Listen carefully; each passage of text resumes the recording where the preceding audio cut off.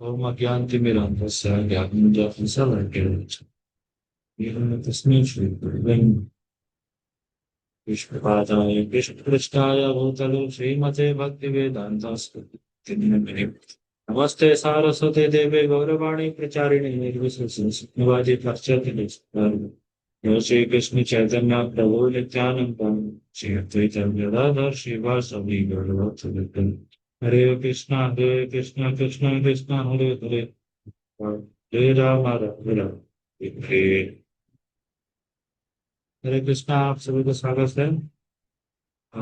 भगवत गीता हम लोग चैप्टर 5 पे आ गए हैं। चैप्टर 5 काफी मतलब यहाँ पर से और कॉन्सेप्ट और डीप होते जाएंगे जितना हम लोग आगे चैप्टर में बढ़ेंगे ना। और हम हमेशा प्रयास कर रहे हैं कि हम लोग सरलता से उसको सरलता से समझाने का कुछ ठीक है। चलिए शुरू करते हैं। तो चैप्टर 4 था अपना ज्ञान ज्ञान transcendental knowledge that is Divya ज्ञान। आज हमारा शुरू हो जाएगा action in Krishna consciousness. Hindi में इसको क्या बोलेंगे? कृष्ण की भावना और चलिए देखते हैं। तो जैसे फोर्थ चैप्टर का एंड आप देखेंगे। यहाँ पर अर्जुन जैसे थर्ड चैप्टर में जो अर्जुन ने क्वेश्चन पूछे थे ना, तो अर्जुन ने सबसे पहले पूछा कर्म के बारे में, कर्म योग के बारे में और ज्ञान योग के बारे में। अब देखेंगे थर्ड चैप्टर में कृष्णा ने कर्म योग समझाया। Then in fourth chapter Krishna ने ज्ञान योग ये नॉलेज दिव्य ज्ञान के बारे में, ज्ञान के बारे में समझाया। अब यहाँ पर से अर्जुन का अगेन प्रश्न आ रहा है। अब प्रश्न देखेंगे। संन्यासम कर्मणम कृष्ण पुनर्योगम च संस्यसि यश्रेया एतयोर एकम तान में ब्रूहि सुनिश्चितम। तो भगवान से कह रहे भगवान अब मुझे मतलब कहना कि करे, क्या कहना क्या कराना चाह रहे हैं मुझे। जैसे आप और सब देखेंगे क्या कह रहे हैं Krishna Arjun. First you ask me to renounce work. पहले आप कह रहे हो कि काम को छोड़ दे। फिर then you recommend me work with devotion, that is karma yoga. Work with devotion. यार तो मैं काम छोड़ू कि काम करूं, क्या करूं, मुझे एग्जैक्टली क्लियर नहीं हो रहा है। अर्जुन का यही प्रश्न है यहाँ पास जो आपने थर्ड थर्ड चैप्टर में हमने देखा था ना। दैट सेम प्रश्न अगेन यहाँ पास रिपीट कर रहे हैं अर्जुन। इसे और एलोबरेटली हम लोग को समझ में आ सके। ठीक है। तो फिर क्या करना चाहिए? तो देखिए भगवान कह रहे हैं, भगवान का उत्तर है renunciation of work and work in devotion are both good for liberation, but of the two work in devotion is better than renunciation of work. तो यहाँ पर दो दो चीजें आ रही हैं। आप देखिए रेनन्सिएशन ऑफ वर्क और देन वर्क इन डिवोशन। ठीक है। या तो रेनन्सिएशन ऑफ वर्क को आप समझ सकते हैं लाइक कि सब कुछ अपना घर द्वार छोड़ो, हरिद्वार चले जाओ, वाइफ चिल्ड्रन सब कुछ छोड़ दो, जॉब अब छोड़ दो, सब छोड़ दो, चलो निकल चलो। That is renunciation of work. Arjun जो फर्स्ट चैप्टर में आप देखेंगे ना, अर्जुन इसी चीज का चर्चा कर रहे थे, इसी चीज के बारे में बोल रहे थे। सेकंड है वर्क इन डिवो, फिर भगवान कह रहे work in devotional service is better than renunciation of work. Okay. यहाँ पास आप देखेंगे।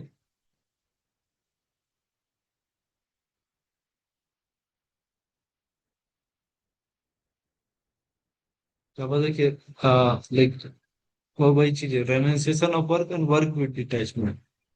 क्या चीज मतलब जरूरी है? तो यहाँ बस आप इसमें समझने वाला चीज ये है हमारे लिए कि जब तक हमारा हार्ट प्यूरिफाइड नहीं है, हम कुछ स्पिरिचुअल प्रैक्टिस में प्री मेच्योर स्टेज पे मैच्योर नहीं, तो तब तक हम लोग अगर छोड़ छोड़ छाड़ के चले आएंगे जैसे ट्रेडिशनल प्रोसेस में होता है, तो छोड़ ओड़ दिए सब कुछ। जैसे आप वान पर गृहस्थ हैं, उनके लिए भी रिकमेंड किया जाता है वानप्रस्थ को। तो अगर इस तरह के हम लोग डिटैचमेंट नहीं है हमारे अंदर, फिर हम लोग छोड़ देंगे तो हम लोग और ज्यादा परेशान रहेंगे। ठीक है। फिर यहाँ पर आप बताइए, यहाँ पर डिटैच्ड पर्सन के लक्षण बता रहे हैं। हाँ, यहाँ यहाँ पास एक बहुत अच्छा इसमें कॉन्सेप्ट है। दो चीजों का है यहाँ चर्चा हो रहा है। एक है यहाँ पर आप देखेंगे ना, रेनंसिएशन ऑफ वर्क। ठीक है, जिस चीज का अर्जुन बात कर रहा है, sorry, renunciation in work and renunciation of work.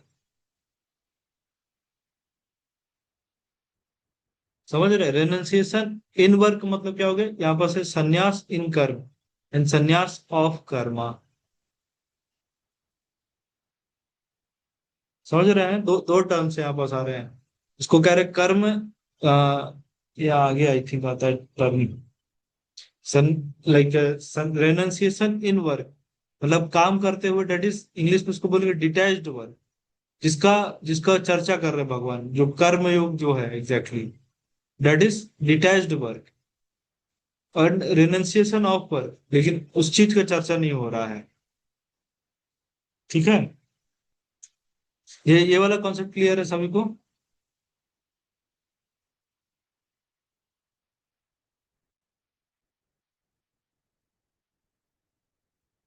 चलिए, होपफुली क्लियर होगा।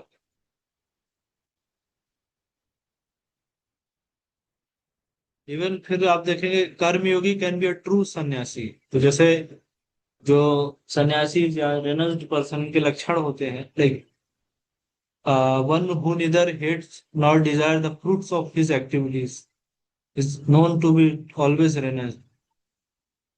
जिसमें डुअलिटीज ना हो, easily overcome material bondage, is completely liberated. यहाँ पर देखेंगे तो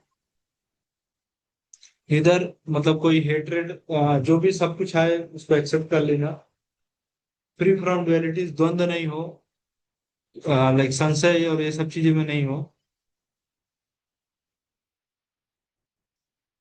फिर आप देखेंगे कह रहे हैं, यहाँ बस भगवान नेक्स्ट श्लोका में कह रहे हैं, only the ignorant speak of devotional service कर्म योग as being different from the analytical study of material world. Those who are actually learned say that he who applies himself well to one of these paths achieve the result of both. यहाँ बस आप देखिए, यहाँ बस कई बार पहला कई सारे लोग कहते हैं,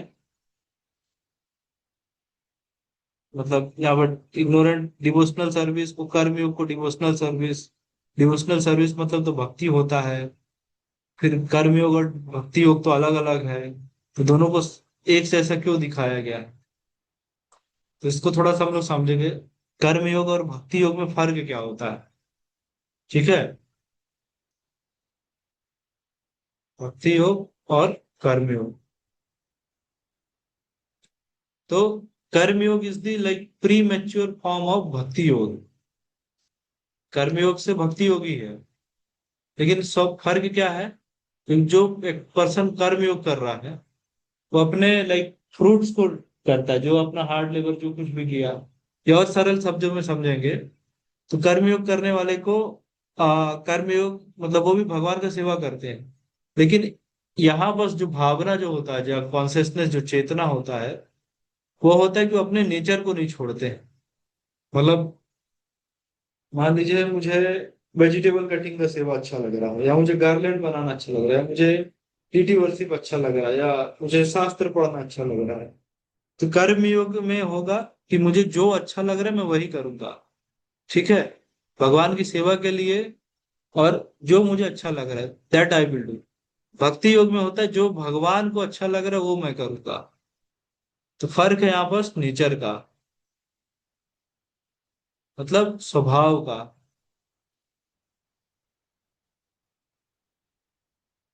समझ रहे हैं फर्क क्या है कर्मयोग और भक्ति योग में? कर्मयोग में व्यक्ति को जो उस व्यक्ति को अच्छा लग रहा है वो वही करेगा, और उसको भगवान की सेवा में लगा सकता है उस चीज को।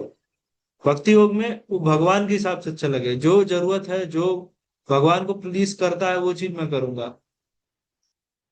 ठीक है, समझ रहे हैं? अपने स्वभाव को छोड़ने के लिए भी उसमें रेडी हो जाता है भक्ति योग में। ये डिफरेंस है। तो कर्म योग is the pre mature form of भक्ति योगा। अब यहाँ पर देखिए सांख्य योग का बात किया गया है। सांख्य योग को यहाँ पर लिखा गया है analytical study of material world. जैसे 24 एलिमेंट्स जैसे सांख्य योग के होते हैं, और उसमें बेसिकली बताया जाता है जैसे संसार को, मटेरियल वर्ल्ड को डिवाइड करके समझाया जाता है। आई थिंक इसमें एलिमेंट्स दिए होंगे, वो देखते हैं।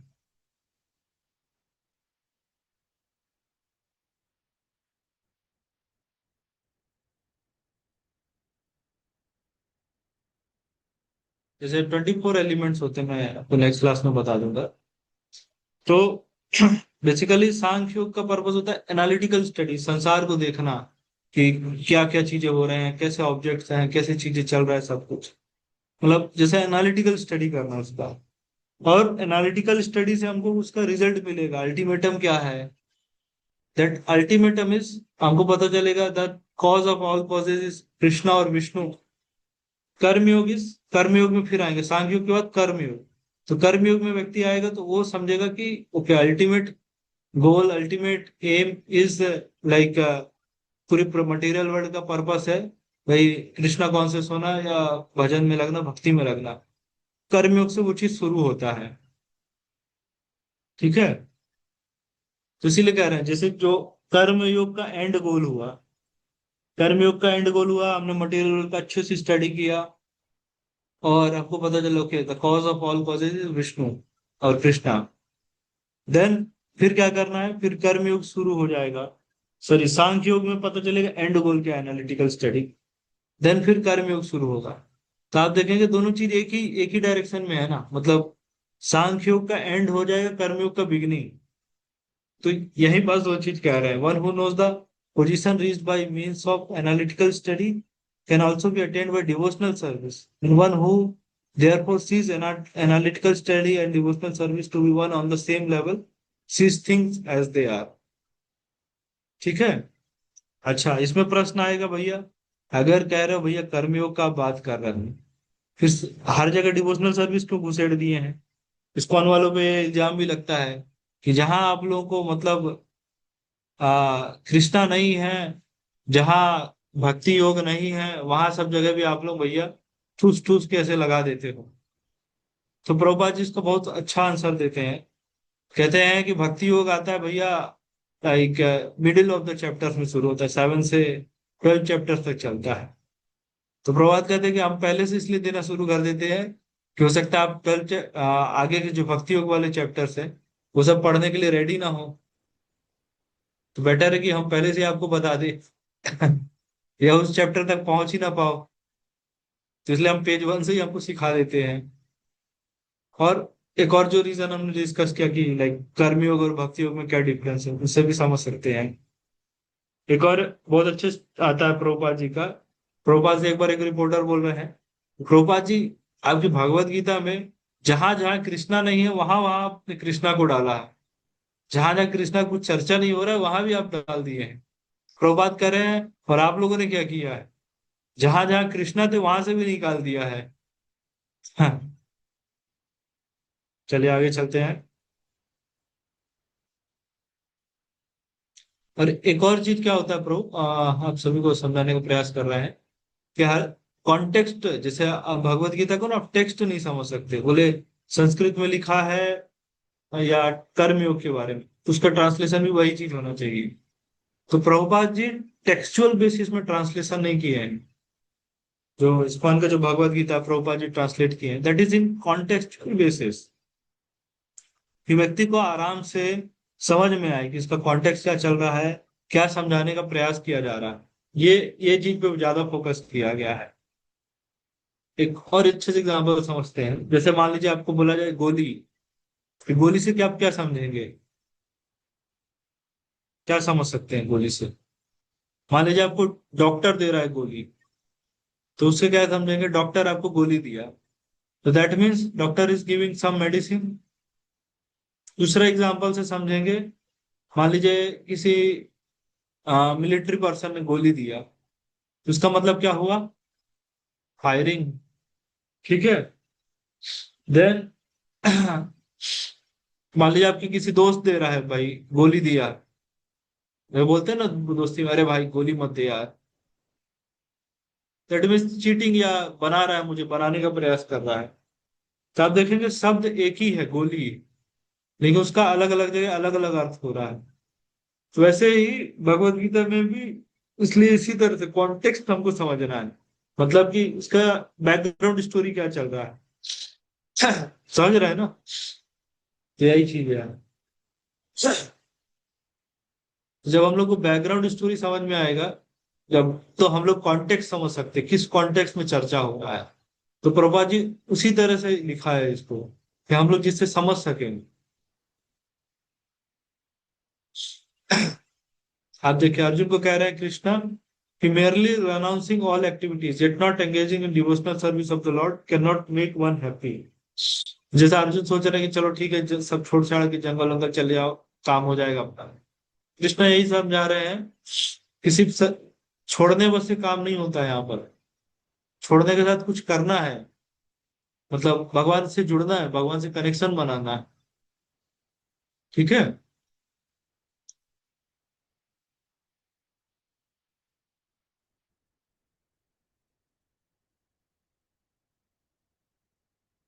वास्तव में हाँ। ठीक है। तो आई थिंक यहाँ तक क्लियर होगा। फिर आप 7 श्लोका से देखेंगे परफॉर्मिंग निष्काम कर्मयोग के बारे में, फिर से भगवान बता रहे हैं कि कैसे निष्काम कर्मयोग फ्रीज वन फ्रॉम बॉन्डेज।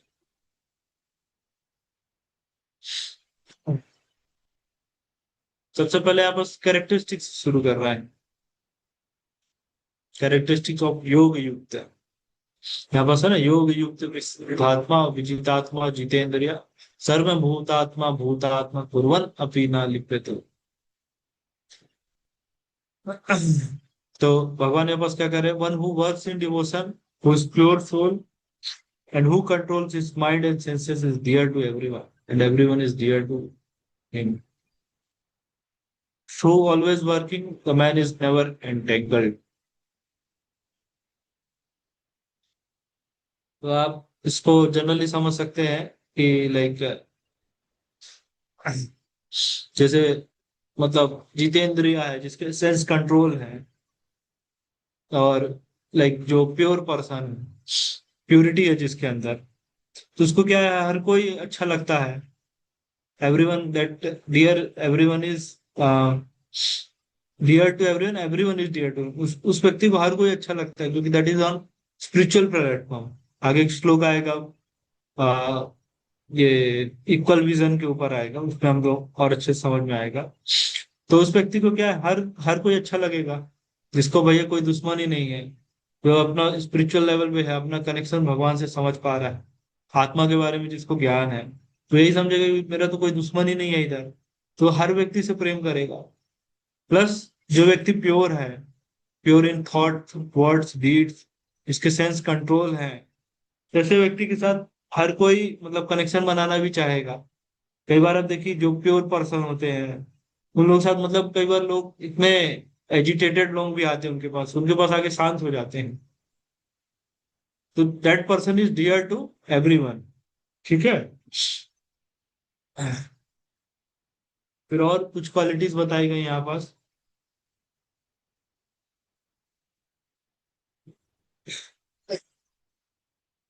तो ड्योर या नॉट ड्योर, मतलब करता भी है और नहीं भी करता है। इसका एग्जांपल आप समझिए, डिवाइन कॉन्शियसनेस जो व्यक्ति है, although engaged in seeing, hearing, touching, smelling, eating, moving, sleeping, breathing, always knows within himself that he actually does not within himself that he actually does nothing at all. While speaking, evacuating, receiving, and opening and closing his eyes, he always knows that only the material senses are engaged with their sense object, and he is aloof from them। आप लोग ये कैसा कैसा बातें कर रहे हैं गीता में, क्या बोल रहे हैं सब, हम लोग तो समझ ही नहीं आ रहा है। सरलता से आप समझाने का प्रयास करते हैं। तो हमने पहले पढ़ा था ना एक कॉन्सेप्ट, टॉर्टोइस का एग्जांपल 3rd चैप्टर में पढ़े थे। तो उसमें क्या हमने देखा था, 3 चीजें जो हमने देखा था, सेंसेस एंड सेंस ऑब्जेक्ट्स। ठीक है। तो जब सेंसेस का कनेक्शन होता है सेंस ऑब्जेक्ट से, तो फिर होता है सेंस ग्रेटिफिकेशन। ठीक है, मतलब जिसको हिंदी और बोलेंगे तो इंद्रिय तृप्ति, आईटी, इंद्रिय तृप्ति। जब हमारे सेंसेस सेंस ऑब्जेक्ट से मिलेंगे, तो मान लीजिए और सारे एग्जाम्पल से कि मोबाइल फोन में मुझे रील देखने का आदत है, तो मेरा सेंसेस क्या हो गया, आईज, इसमें रील देखना मतलब that is sense object, YouTube और इंस्टाग्राम। सो जब मेरे आंखें यूट्यूब पे रील्स स्क्रॉल करेंगी, तो क्या चीज होगा, सेंस ग्रेटिफिकेशन, इंद्रिय तृप्ति। ठीक है, इस श्लोका में समझाने का प्रयास किया जा रहा है कि जो डिवाइन कॉन्सियसनेस में होते हैं, जैसे हमने टॉर्टोइस का एग्जांपल देखा था, जब टॉर्टोइस के सेंसेस, मतलब टॉर्टोइस कभी कुछ खतरे में आता है, तो अपने क्या होता है, जितने लिम्स को सबको अंदर रख कर लेता है। इन द सिमिलर मैनर जो स्पिरिचुअल पर्सन, स्पिरिचुअलिस्ट है, जो कृष्णा कॉन्शियस पर्सन है, भक्ति योगीज हैं, तो क्या करते हैं, जब उनके सेंसेस आते हैं सेंस ऑब्जेक्ट के पास, तो वो क्या सब करते हैं, इंटरनली मतलब अपने आप को विड्रॉ कर लेते हैं, अपने कॉन्शियसनेस को इस चीज से विड्रॉ कर लेते हैं। तो उनके सेंसेस सिर्फ सेंस ऑब्जेक्ट से उनका कनेक्शन होता है, लेकिन सेंस ग्रेटिफिकेशन नहीं होता है। समझ रहे हैं? इंद्रिय तृप्ति नहीं होती उस टाइम। क्लियर है? ये वाला कॉन्सेप्ट क्लियर है? चैट पे लिख सकते हैं, फिर हम लोग आगे कंटिन्यू करते हैं। तो इसलिए यहाँ पास आप देखिए लिखा गया ना कि एंगेज इन, मतलब seeing, hearing, touching, smelling, different different activities, लोग स्वयं कुछ नहीं कर रहा है, ये सब चीजें बाकी अगले दिया। ओनली यहाँ पर देखिए लिखा है, only material senses are engage with their objects and he is aloof from them.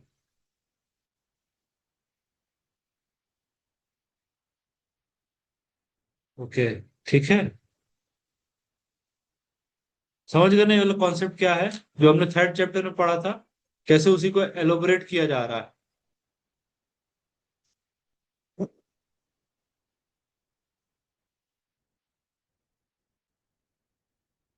ठीक है, चलिए आगे चलते हैं। ये वाला बहुत अच्छा श्लोक है, ब्राह्मण। कोई रीड करना चाहेंगे?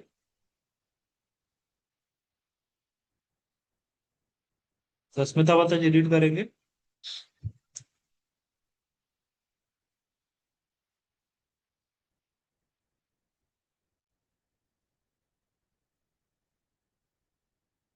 ओके, ठीक है, हम पढ़ देते हैं। ब्राह्मण अध्याय कर्म। Yes mata ji, want to read जी रिसाइड श्लोक? हाँ। ब्रह्मणाध्याय कर्माणि संगम त्यक्ता करोति जः लिप्यन्ते न स पापेन पद्म पत्रमिव यशः। एवं, ठीक है, तो ये बहुत अच्छा श्लोका है, इम्पोर्टेंट भी है। इसमें लोटस का एग्जांपल दिया गया यहाँ पर, दैट इज,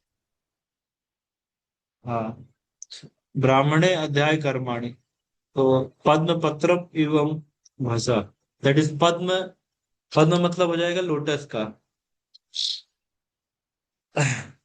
इसका एग्जाम्पल कैसा है, जैसे लोटस है, लोटस कहाँ पास रहता है, लोटस हमेशा मड में रहता है, गंदगी मतलब डर्टी प्लेस या मड में रहता है, कीचड़ में रहता है, लेकिन लोटस कीचड़ में ही खिलता है। तो लोटस है, lotus is in the mud,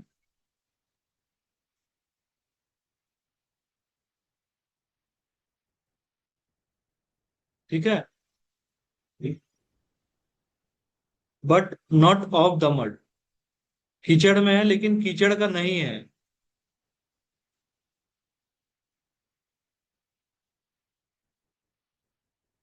फिर क्या है, लोटस अबोव द मड।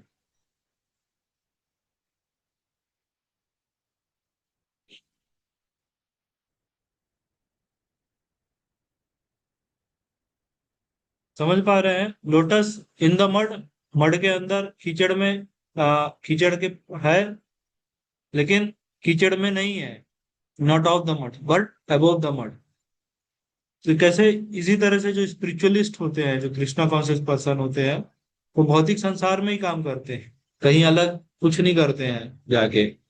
जैसे आप इस्कॉन के देखिए, सेंटर्स क्या है, सारे सिटीज में रहते हैं। क्यों रहते हैं भाई?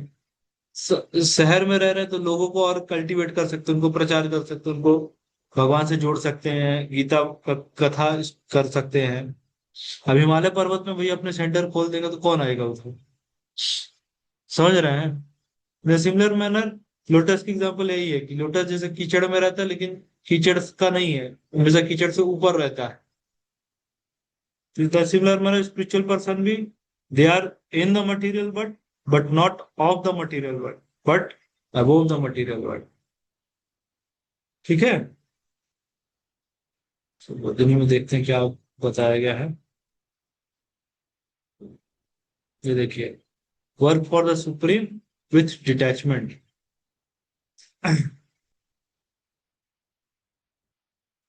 फिर आगे देखेंगे, yogis abandoning attachment act with body, mind, intelligence, even with the senses, only for the purpose of purification.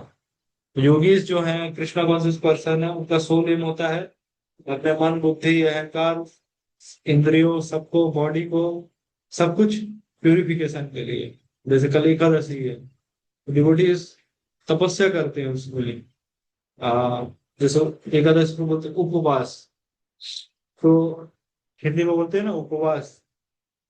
उप मतलब हो जाता है नियर, और वास मतलब रहना। तो एकादशी का मतलब है living near to kitchen. Correct है ये डेफिनेशन? कि भगवान कहते हैं कि एकादशी के दिन किचन के पास रहो। नो। और और तरह तरह के, क्योंकि हम लोग डेली ग्रेन्स खा खा के थक जाते हैं, तो हम लोग को एकादशी के दिन नए नए कुछ व्यंजन बना के कुछ खाना चाहिए। वो भी अलग अलग नहीं। कुछ, भुट्टो के आटा का पूड़ी पकौड़ा कुछ बना के। तो भगवान कह रहे हैं उपवास, नियर टू कृष्णा, भगवान के करीब रहना है। तो डिवोटीज एकादशी फास्टिंग करते हैं उस दिन, मतलब आइडियली निर्जला लोग करते थे पहले, लेकिन निर्जला नहीं कर सकते तो फिर भी जल के साथ या जैसे फ्रूट्स अनुकल्प प्रसाद के साथ कुछ कर सकते हैं, ले सकते हैं। तो भगवान करे एक दिन डेडिकेट करो कि हम भगवान का चिंतन करेंगे। जब हम कॉलेज में, तो हमारा एक दोस्त पूछ रहा था, अरे भगवान क्यों, भगवान भाई तुम भूखे रह रहे हो एकादशी में, भगवान को क्या अच्छा लग रहा है? मैं, तुम भूखे तड़प रहे हो, भगवान को अच्छा लग रहा है? तो इसका आंसर ये है कि भगवान के लिए हम भूखे नहीं भैया, हम अपने भूख का मतलब है हम अपनी बॉडीली एक्टिविटीज को कम कर रहे हैं, इससे ज्यादा समय हम भगवान में लगा सके, एक दिन डेडिकेट कर रहे हैं। इस तरह से दैट इज तपस्या। जैसे चैंटिंग करना, मंत्रा मेडिटेशन का, करते करते नींद आ जाता है। या मन नहीं लगेगा, मन बार बार एजिटेट होगा, भागेगा इधर उधर, फिर भी मन को ऐसे पकड़ के दबा के बैठा के मंत्र में फोकस करते हैं, हरे कृष्णा कृष्ण कृष्ण हरे हरे, हरे राम राम राम हरे हरे। और विद टाइम ग्रेजुअली देखेंगे मन कंट्रोल में आ जाता है। ठीक है। या जैसे स्पेशल जन्माष्टमी में फास्टिंग करते हैं, लाइक दैट, स्पेशल ओकेजन्स पे फास्टिंग करते हैं, एकादशी करते हैं, तो दैट इज तपस्या।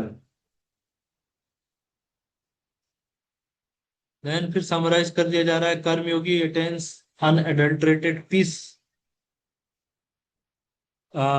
by because he offers the results of all activities to me, whereas a person who is not in union with the divine, who is greedy for the fruits of his labor, becomes entangled. जो निष्काम कर्मयोगी है या कर्मयोगी person है, वो हमेशा क्या है, भगवान पे, भगवान को अपने रिजल्ट्स ऑफर कर देते हैं। ठीक है। तो इस कारण से वो हमेशा पीसफुल रहते हैं। जैसे आप सिंपल, आप सब कुछ समझिए, हमने पहले भी एक कॉन्सेप्ट को किया था। कई बार हम लोग सुनते हैं ना, कर्म करो फल की इच्छा मत करो, या रिजल्ट्स का आप समझ सकते हैं, फल की बात कर रहा जा रहा। बोले ऐसा कैसे हो सकता है? कर्म करेंगे लेकिन फल, फल की इच्छा नहीं करेंगे, मतलब किसका इच्छा करेंगे? सब्जी का इच्छा करें कि पापड़ी चाट का इच्छा करें? मतलब भगवान किसका चाह रहे हैं? फल का इच्छा नहीं करें, पपीता का इच्छा करें, किसका करें हम लोग? यहाँ बस कॉन्सेप्ट है, गोल्स एंड रिजल्ट। भगवान करे भैया आप गोल बनाओ अपना, क्या करना है गोल पे फोकस रहो। जैसे हम बोलते हैं ना, अदर आ, मतलब अदर धर्म वाले, मकसद नहीं भूलना है। तो कह रहे भगवान कि भैया अपना गोल बनाओ, मकसद बनाओ। बट रिजल्ट मिलेगा कि नहीं वो अपने हाथ में नहीं है। इसमें प्रभुपाद जी एग्जाम्पल देते हैं कि जैसे पानी किसान बीज बो रहा है, और पानी बारिश पे डिपेंडेंट है, दैट इज भगवान। कि भाई हमारे हाथ में बीज बोना है, बारिश होगा कि नहीं, बारिश होगा तो उसमें अच्छी फसल आएगी, नहीं हुआ तो नहीं आएगी, तो वो भगवान के ऊपर है। इन द सिमिलर मैनर भगवान कह रहे हैं दो चीज होता है, और इसको अच्छे से समझ सकते हैं। एक होता है सर्कल ऑफ कंसर्न और circle of influence. Circle of concern मतलब क्या हो जाएगा, एंड सर्कल ऑफ इन्फ्लुएंस। तो सर्कल ऑफ कंसर्न मतलब हम किन चीजों का चिंता कर सकते हैं, और इन्फ्लुएंस मतलब कहाँ हम प्रभाव डाल सकते हैं, क्या हम कुछ चीजों को चेंज कर सकते हैं। जैसे मान लीजिए हम भैया चेंज चिंता कर सकते हैं कि मोदी जी का अगला ये विदेश यात्रा कहाँ जाएंगे, मोदी जी को ये पॉलिसी नहीं लाना चाहिए था, ठीक है। मोदी जी को ये कुछ योजनाओं पे वर्क करना चाहिए, मोदी जी को यहाँ उड़ीसा में डेवलपमेंट और कुछ करना चाहिए। That is circle of concern. लेकिन उसमें मेरा इन्फ्लुएंस क्या है, भाई मोदी जी मेरे से आके तो नहीं पूछ रहे हैं कि बोलिए आप हमें बताइए कि क्या करना चाहिए क्या नहीं करना चाहिए। मोदी जी तो नहीं पूछ रहे हैं, भले मैं बहुत चिंता कर रहा हूँ कि भाई देश अगले 100 साल में कहाँ जाएगा, 5 साल में कहाँ जाएगा, 10 साल में कहाँ जाएगा, भाई मैं क्या कर सकता हूँ उसमें। जहां जाना हो तो जा ही रहा है। वो लीडर्स हमारे ले जाएंगे, उसमें हम क्या कर सकते हैं। That is circle of concern. भैया दुनिया जहां की चिंता कर सकते हैं कि पृथ्वी पर मीटियोराइट गिरेगा, है कि चांद पे पानी मिलेगा। समझ रहे हैं कि अगला मंदिर कहाँ बनेगा, बहुत बहुत सारी चीजें दिस डेट हम लोग चिंता कर सकते हैं। लेकिन कितनी चीजों में हमारा इन्फ्लुएंस है वो हमको सोचना चाहिए। तो हमारा अगर सर्कल ऑफ कंसर्न बहुत बड़ा है, लेकिन सर्कल ऑफ इन्फ्लुएंस बहुत छोटा है, तो हम लोग हमेशा नॉन प्रोडक्टिव होंगे। ठीक है, चिंता बहुत चीजों की करते थोड़ा सा है। समझ रहे हैं ना, जैसे आप देखिए कई बार हम पान के टपरे पे, चाय के टपरी पे बैठ के लोग चर्चा करते हैं, पॉलिटिक्स चर्चा करते हैं, दिस दैट बहुत सारी चीजें करते हैं। कृष्णा कह रहे हैं, सब पंचायत नहीं करना भैया, हमको भैया तू जिस चीज में जो आपका इन्फ्लुएंस वाला एरिया उस पर फोकस करो। That is circle of influence. जब हमारा सर्कल ऑफ इन्फ्लुएंस को बड़ा होना चाहिए सर्कल ऑफ कंसर्न से, ठीक है।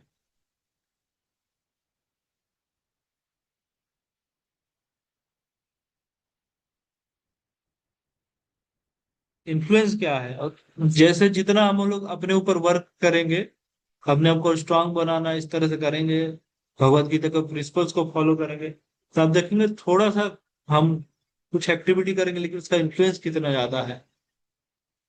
समझ रहे हैं, समझ रहे हैं। तो भगवान क्या कर रहे हैं, भाई गोल्स पे अपने फोकस रहो, रिजल्ट मिलेगा कि नहीं उसका बोल नहीं सकते हैं। तो इसलिए कर्मयोग वाले क्या करते हैं, गोल्स अपना पूरा अच्छे से 100% मेहनत करेंगे, बाद में रिजल्ट मिले नहीं मिले डेट इज डिपेंडेंट अपन भगवान, तो वो चीज डेडिकेट कर देंगे भगवान को। ठीक है, अच्छा बुरा जो रिजल्ट सब भगवान का है, मैं हमने अपना ड्यूटी किया। क्लियर क्लियर है वाला कॉन्सेप्ट, चैट पर लिख सकते हैं।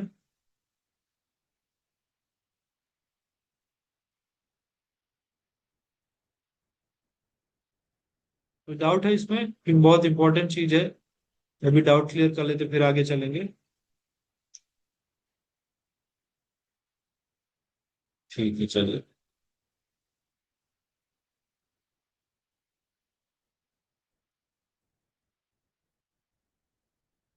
तो फिर देखेंगे आगे कह रहे हैं when the embodied living beings control his nature and mentally renounces all action, he happily resides in the city of nine gates, the material body, neither working nor causing work to be done.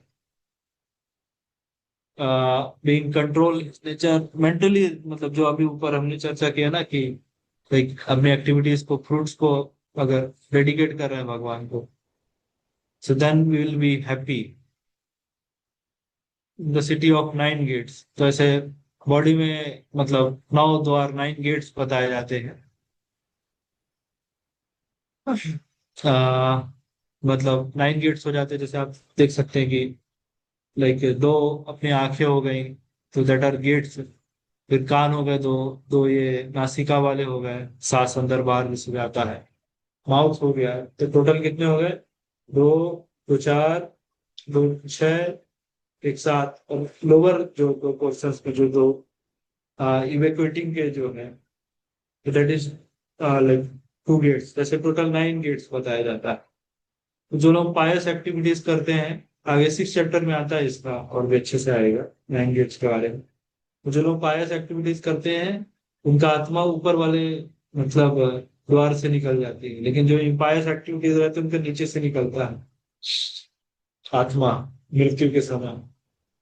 तो कई बार आप देखिए लोगों का ऐसे आंखें खुला रहता है, कानों से तो नहीं समझ सकते, या मुंह खुला रहता है, नाक का भी नहीं समझ सकते, खुला ही है। आंख कई बार लोगों का जैसे जिस द्वार से जो आत्मा निकली, तो ऐसे वो द्वार खुला रह जाता है।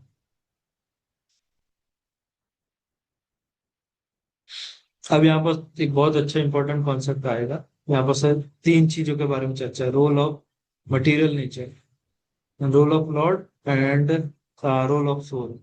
यहाँ पर 3 डोर्स, 3 कर्ता। तो हम लोग क्या सोचते हैं कि कर्ता कौन है? हम ही है बस। अधिष्ठानम तथा कर्ता, आगे आगे आए 17 चैप्टर में पढ़ेंगे और अच्छे को।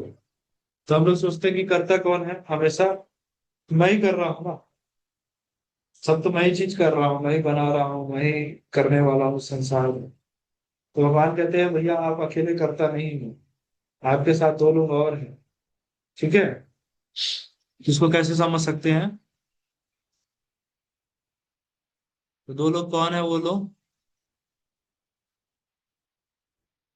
सबसे पहला है, एक तो हम लोग हो गए, लिविंग एंटिटीज हो गए। फिर मटेरियल नेचर, और परमात्मा और सुपर सोल। ठीक है, प्लीज कुछ राइट मत करिए। समझ रहे हैं कौन कौन से? सबसे पहले हो गए लिविंग एंटिटी, हम स्वयं करने वाले हैं, लेकिन हम पूरे पूरे कर्ता नहीं हैं। मटेरियल नेचर भी है और फिर सुपर सोल भी है। अच्छा, ये थोड़ा सा ट्रिकी कॉन्सेप्ट है, इसको समझने का प्रयास करते हैं।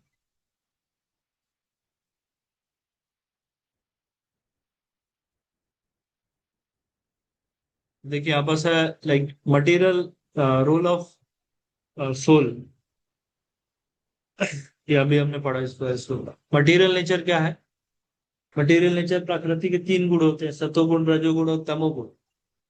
The Jeev, master of his bodies, does not act, nor does he induce people to act, nor does he create fruits of action. All this is enacted by his Swabhava, particle nature, acquired by the Jeev under the influence of modes of material nature. तो स्वभाव के कारण हम लोग act करते हैं, समझ रहे हैं ना? कई बार आप देखिए कुछ लोग होते हैं बड़े सख्ती स्वभाव के होते हैं, तो आप उनसे थोड़ा चर्चा करेंगे तो आप उनका देखिए चाइल्डहुड उसी टाइप से उनका बीता है, कि बहुत सारा उनका माहौल ऐसे निगेटिव माहौल था, किसी पे वो इसलिए विश्वास नहीं कर रहे थे ना, बहुत बार बचपन में उनके साथ चीटिंग हुआ है, तो इस कारण से अभी उनका स्वभाव हो गया, वो किसी पे इजली ट्रस्ट नहीं कर पाते हैं। या कई लोग आप देखेंगे बहुत डरे डरे रहते हैं। समझ रहे डरे डरे क्यों हैं? कि बचपन में उस तरह के ट्रॉमास, उनके चाइल्डहुड ट्रॉमास है। उसी तरह से आप बोल रहे हैं कि हर किसी का एक स्वभाव होता है, वो स्वभाव कैसे होता है? मटेरियल नेचर के कारण, मटेरियल इंप्रेशंस के कारण, और जिसको वासना यहाँ पर लिखा है। जो जीव और मटेरियल बॉडी के मतलब आइडेंटिफिकेशन से होता है।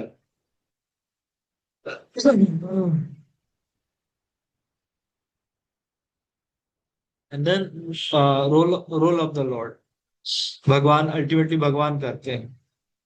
ठीक है। तो यहाँ पर से ये बस देखिएगा।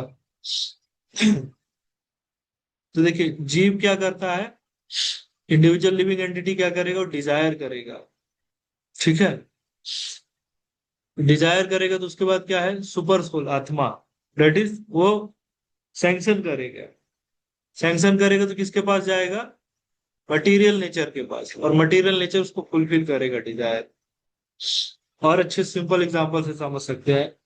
मान लीजिए यहाँ पर वेस्ट साइड नया मॉल खुल रहा है भुवनेश्वर में किड स्क्वायर पे।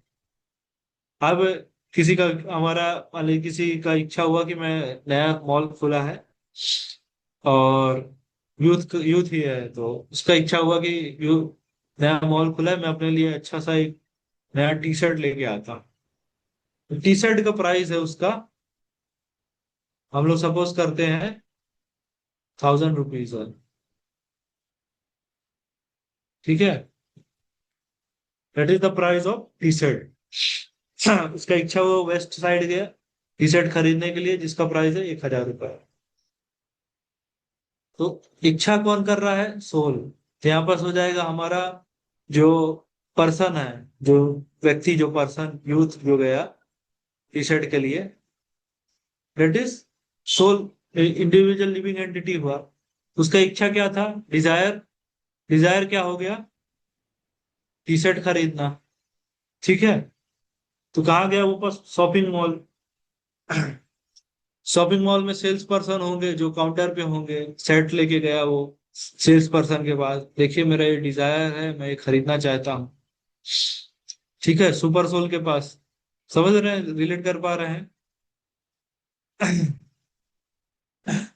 तो वहां पास क्या है उसका भाई, अब वॉलेट देखा जाएगा।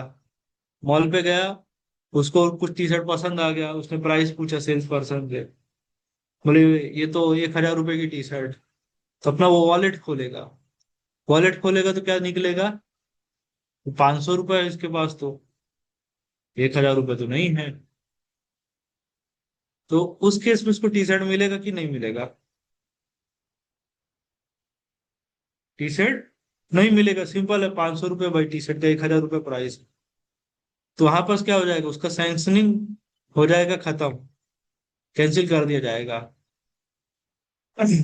तो जो करेंसी की जो चर्चा हो रही, जो करेंसी सैंक्शन कर दिया जाएगा, ओके, सेल पर्सन ने बोला 1000 रुपये का, ठीक है आप दीजिए और ले जाइए। जो पूरा west side that is material nature, उसको समझ सकते हो, और वो उसके डिजायर को फुलफिल कर देगा, उसको टी शर्ट मिल जाएगा। अभी उसके पास पैसे नहीं है तो कैंसिल हो गया, मटेरियल नेचर फुलफिल नहीं करेगा, वो वापस चला आएगा। समझ रहे हैं एग्जाम्पल से कैसे है।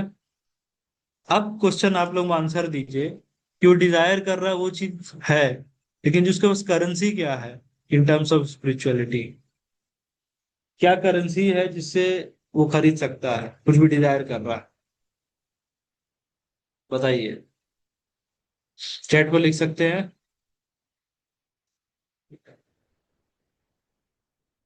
What is the currency.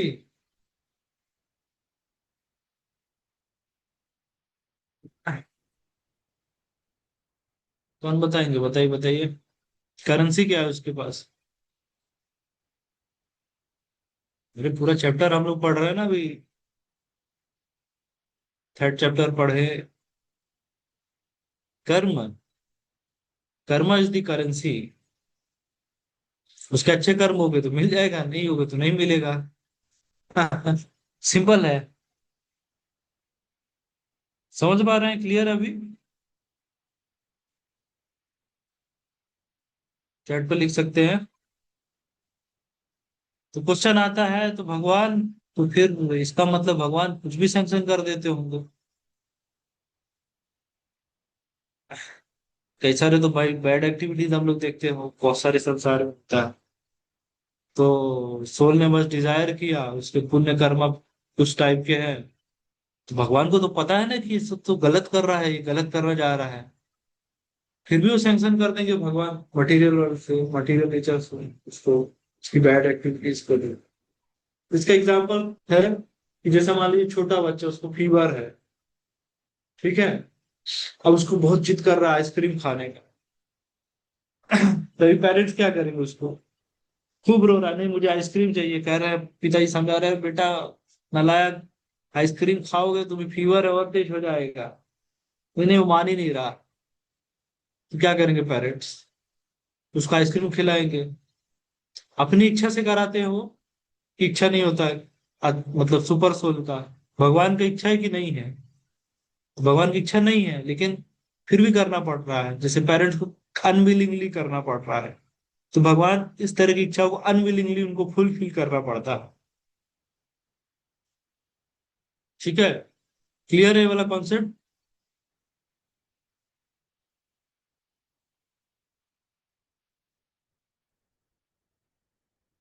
Hopefully clear होगा सभी को। काफी डीप कॉन्सेप्ट हैं ये। हाँ सर, यहाँ पर इसीलिए लिखा है, यहाँ पर अगला लाइन था ना, embodied beings however are bewildered because of the ignorance which covers their real knowledge। तो ज्ञान के बिना आदमी परेशान होता रहता है, bewilder रहता है। फिर knowledge, one is enlightened with the knowledge by which the science is destroyed, then his knowledge reveals everything as the sun lights up everything in the daytime। हमने कई बार इस एग्जाम्पल का भी चर्चा किया है कि रात को भी भाई अंधेरा निकल गया, स्ट्रीट लाइट भी नहीं है, मून लाइट मिल रहा है, तो कितना कठिन होगा, कितना डर लगेगा, कोई आके चोरी ना कर ले, कहीं मैं गड्ढे में ना गिर जाऊं, गलत रास्ते ना चला जाऊं।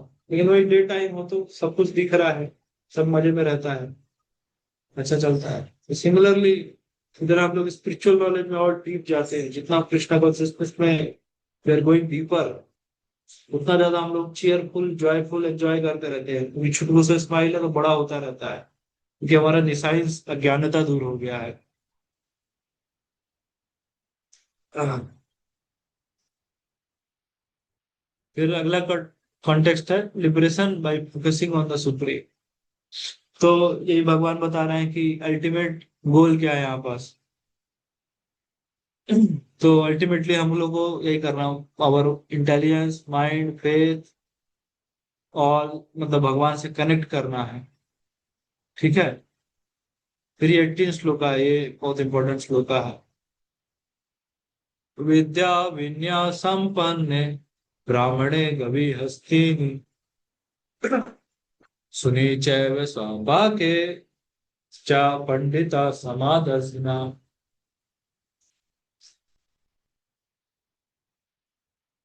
तो जो कृष्णा कॉन्शियस पर्सन होते हैं, जिनके पास स्पिरिचुअल नॉलेज है, ज्ञान है, उनका इक्वल विजन होता है, हर हर किसी को समान स्तर पे देखते हैं, भाई चाहे वो ब्राह्मण हो, काऊ हो, एलिफेंट हो, डॉग हो, मीट ईटर हो, आउटकास्ट,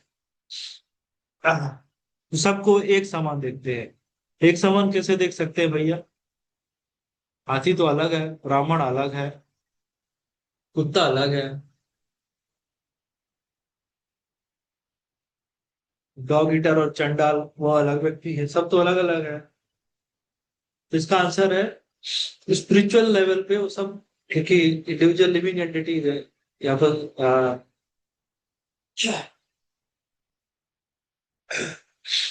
मतलब स्पिरिचुअल लेवल में हर कोई तो स्पिरिट सोल है, उस दृष्टिकोण से देखते हैं कि they are all are equal. यहाँ पर देखिए लिखा है, यहाँ पर पढ़ेंगे ना इसमें, brahmanas and cows are in mode of goodness, elephant is in passion, dog and dog eaters are in ignorance. But those who are beyond the modes do not see such external differences, but they see them equally as spirit souls, and that as Lord as Paramatma is present in all। तो हर किसी के अंदर आत्मा और परमात्मा का वास है, तो वही किसी लेवल पे रहते हैं, उसी को देखते हैं। अच्छा, तो चलिए हम कहते हैं, बोल रहे हैं ब्राह्मण आ रहा है, हम देख रहे हैं भाई सबको एक समान है, तो घर पे कोई ब्राह्मण आया और डॉग भी आया, तो दोनों को अगल बगल बैठा के ब्राह्मण भोज करा देंगे, तो बराबर हुआ ना? सही है कि गलत है?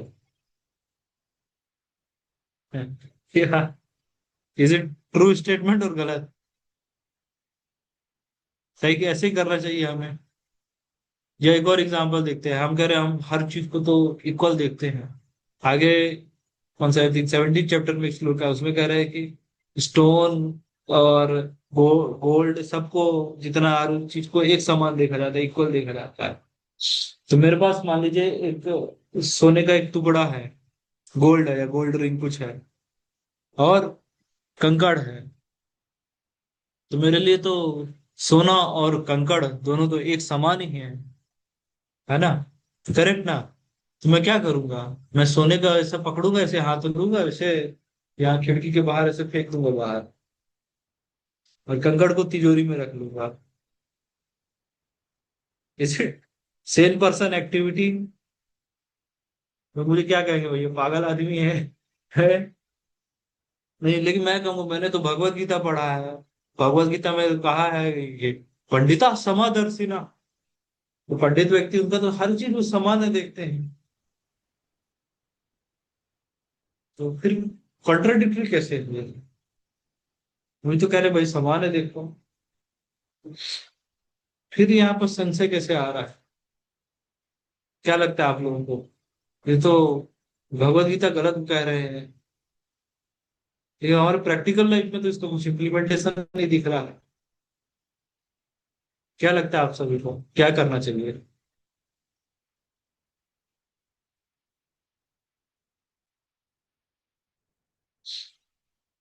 बताइए, क्या करें बताइए। सोने को भाई तिजोरी पे रख लेते हैं और गोल्ड को बाहर फेंक देते हैं, सही है ना ये तो? भगवत गीता में कह रहे पंडिता समादर्शिना। तो यहाँ समझने वाली चीज है, हम चर्चा कर रहे हैं इक्वल विजन का। Yes, we should have equal vision, ठीक है। But equal vision doesn't mean equal treatment.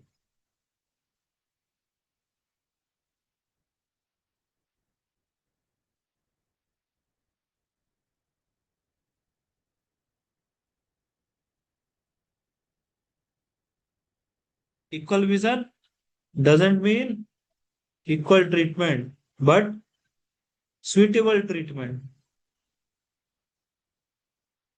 समझ रहे हैं?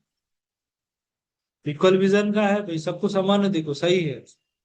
लेकिन इसका मतलब ये नहीं कि सबको बराबर एक ट्रीटमेंट दिया जाएगा एक समान। जैसे हमने देखा भाई, सोना का जगह है तिजोरी में है, तो उसको उसी तरह से ट्रीटमेंट करना है। कंकड़ का जगह बाहर है तो बाहर ही रहेगा। समझ रहे हैं? या घर पे मान लीजिए सन्यासी आए और उनके असिस्टेंट आए, बोले पंडिता समादर्शिना, और उनके असिस्टेंट को सबसे पहले जाके हार पहनाना शुरू कर दिए, गार्लेट ऑफर करना उनके असिस्टेंट को शुरू कर दिए, फिर उनके असिस्टेंट को भी प्रणाम करना शुरू कर दिए। तो is it proper treatment, suitable treatment? नहीं, सन्यासी का पोजीशन ज्यादा है, उनके असिस्टेंट का कम रहेगा। तो वैसे देखना है ना। ये कोई आईएएस ऑफिसर है, कोई समान व्यक्ति है, तो आईएएस ऑफिसर को ज्यादा रिस्पेक्ट मिलेगा, बिकॉज उसका डेजिग्नेशन ऐसा है। कई बार आप देखिए कॉन्सेप्ट आता है वीआईपी कल्चर के बारे में, कई लोग बहुत बहुत चलता है मीडिया और ये सब चीजों में भी, कि वीआईपी कल्चर नहीं करना चाहिए, वीआईपी कल्चर खराब है। कितने लोगों को लगता है वीआईपी कल्चर खराब है? बताइए, हैंड्स अप कर सकते हैं जिनको खराब लग रहा है।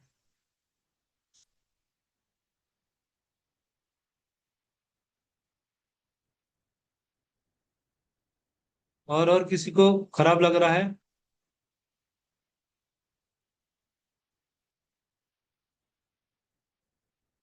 ठीक है। तो देखिए, जैसे आप समझिए, अभी जैसे वीआईपी कोई व्यक्ति है, टेम्पल में आ रहा है, वीआईपी है ना। मान ली कोई आईएएस ऑफिसर है, considered as VIP. IAS officer आएगा तो उसका समय बहुत लिमिटेड है ना, तो उसका जॉब का 24 आवर्स का जॉब रहता है। अब वो मंदिर में आ रहा है, तो भाई उसको तो अलग से कुछ करना पड़ेगा ना, कि वो भी दर्शन कर पाए। स्टेट पूरा चला रहा है उसके लिए, टेम्पल में कुछ अलग करना पड़ेगा।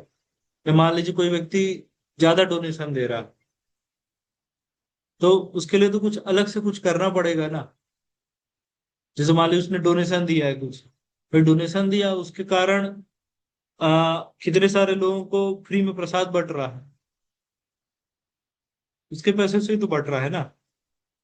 फिर अब वो बिजनेस पर्सन है कुछ, मतलब ज्यादा बड़ा डूइंग को, सीधी बात है बिजनेस पर्सन कुछ होगा। अब वो इतना समय कैसे यहाँ पर मतलब कर सकता है, डोनेट डेडिकेट कर सकता है। ये टेम्पल मैनेजमेंट उसका केयर नहीं कर रहा तो अगली बार नहीं करेगा डोनेशन। सिंपली सिंपल चीजें हैं। तो इसी तरह से समझिए कि मतलब टेम्पल में भाई उसकी लक्ष्मी से, या आईएएस ऑफिसर है भाई उसके कुछ हेल्प करेगा मैनेजमेंट में, तो टेम्पल को और सहूलियत हो जाएगा प्रोग्राम कुछ कंडक्ट कराने में। जैसे अभी हम लोगों ने जन्माष्टमी किया, कई सारे हम लोग पुलिस स्टेशन भी गए वहाँ आसपास के, तो उनके पास गए, हमने उनको प्रोग्राम के लिए इनवाइट किया, आप आइए हमारे प्रोग्राम में, यहाँ जन्माष्टमी का हो रहा है। तो उनके पास गए तो उन्होंने कहा कि हम अपने पुलिस डिपार्टमेंट के कुछ लोग आपके प्रोग्राम में भेज देंगे। तो इनवाइट किए इस कारण से, बोले कि आपके प्रोग्राम में भेज देंगे, मान लीजिए कुछ गड़बड़ कुछ हो रहा है तो लोग आके उसको सॉर्ट आउट कर लेंगे। तो समझ रहे हैं ये पर्पस होता है इस चीजों का। लेकिन हम लोग या मीडिया में ज्यादा इस चीज को किया जाता है प्रमोट, तो समझ नहीं पाते चीजों को। बट इससे प्रोग्राम को कितना सहूलियत हो जाता है, टेम्पल मैनेजमेंट को कितनी सरलता हो जाती है। ठीक है। तो समझ रहे हैं ना, equal vision doesn't mean equal treatment. Suitable treatment करें, भगवान की नजरों में सब बराबर है, ये बराबर, पर उनको सुटेबल ट्रीटमेंट देना होगा। उनके लिए क्या किस तरह से है चर्चा का विषय। ओके। कोर्स फ्लो का कर लेकर थोड़ा सा यहाँ तक कवर कर लेते हैं, फिर नया काफी सारे हैं इसके पास।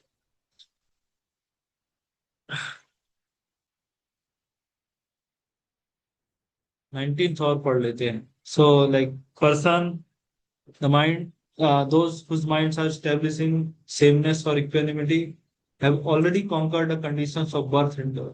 Yeah, flawless like Brahman, and they are already situated in Brahman. ठीक है। तो मतलब यहाँ पर ब्राह्मण का मतलब स्पिरिचुअल है, तो आप ब्राह्मण पर्सन को मत समझिएगा। तो जो जिनका माइंड काम है, इक्वेनिमिटी है, सबको समान दृष्टि से देखते हैं, they already like conquered the cycle of birth and death. They are in spiritual platform. फिर आप सिम्टम्स उनके देखेंगे ना, यहाँ पर बताया symptoms of self realize person, तो पहले भी हमने पढ़ा है, फिर से रिपीट किया जाता है। तो आप लोगों को कई बार प्रश्न आएगा कि रिपीटेशन क्यों किया जा रहा है। तो भगवान रिपीट बार बार करते हैं कि जिससे हम लोग को याद रहे। तो सबसे पहला डजंट रिजॉइस समथिंग प्लीजेंट, ना कुछ अच्छा हो जाए तो उसमें भी एक न्यूट्रल अवस्था में रहते हैं, कुछ खो जाए कुछ लॉस हो जाए तो उसमें भी न्यूट्रल रहते हैं। जैसे सपोज करिए किसी का मान लीजिए बिजनेस में लॉस हो गया है, हाँ ठीक है, कह रहा मेरा आज मैं बिजनेस कुछ कर रहा हूँ, मेरा या हुआ कुछ हो समहाउ, मेरा आज 1,000 रुपए का लॉस हो गया। तो एक सेंस में आपको कंडीशन लाइफ में अपने आप को बॉडी से कंपेयर कर रहे हैं, तो हमको लगेगा और 1,000 रुपए का लॉस लग गया, बड़ा बड़ा हो, बहुत बुरा हो, बिल्कुल नहीं होना चाहिए। लेकिन दूसरे आप सेंस में सोचिए और थोड़ा सा अलग पर्सपेक्टिव से सोचिए। जब हम जन्म हुए थे तो हम क्या लेके आए थे इस संसार में? तो मालिक कुछ हमारा खो भी गया, फिर भी तो हम लोग पॉजिटिव ही है ना। जो कुछ मिला है भैया, कपड़े वस्त्र कुछ मिले हैं। और जब जन्म हुआ तो कुछ नहीं था हमारे पास, आज इतना कुछ थोड़ा बहुत जो कुछ भी है, इन्वांसेस तो हम पॉजिटिव में ही है ना हमेशा। फिक्स्ड इंटेलिजेंस दैट इज स्थिर बुद्धि, अनविल्ड, मतलब कभी परेशान कभी नहीं होते, हमेशा एक समान रहते हैं। Knows the science of God, Brahmavid, भगवान के बारे में जानते हैं, कृष्णा कॉन्शियसनेस के बारे में जानते हैं, दिव्य अवस्था में रहते हैं। And they are unattracted to material pleasures, और क्या सुख अनुभव अनुभव करते हैं, जो अंदर जो परमात्मा का सुख हो, जो स्पिरिचुअलिटी में जो सुख हो, जो जैसे हम मंत्र मेडिटेशन किया तो हम लोग कुछ स्पिरिचुअल फील करते हैं, सुख मिलता है, वो दैट स्पिरिचुअल प्लेजर को करते हैं। और जो मटेरियल प्लेजर उसको ऐसा सुनते हैं क्या घटिया कुछ है। This is not good for us. Material pressures में सुख हुआ अनुभव नहीं करते। जैसे कई सारे लोग आप देखिए, ड्रिंक करने में सुख मिलता है, स्मोकिंग करने में सुख मिलता है, या मतलब पब अब जाने में सुख मिलता है, मटेरियल चीजें हैं। ड्रिंक कर रहे हो तो जब तक ड्रिंक चल रहा है तब तक ही सुख रहेगा। सेंस ऑब्जेक्ट से मिले हैं तब तक सुख मिलेगा, एक बार वो खत्म हो गया कॉन्टेक्ट तो नहीं मिलेगा। ठीक है। ओके, होपफुली क्लियर होगा। कोई डाउट्स है क्या? काफी डीप डीप कॉन्सेप्ट आज हमने चर्चा किए हैं, होपफुली क्लियर होगा। कुछ डाउट्स है आप लोगों को? क्लियर है तो चैट पे लिख सकते हैं।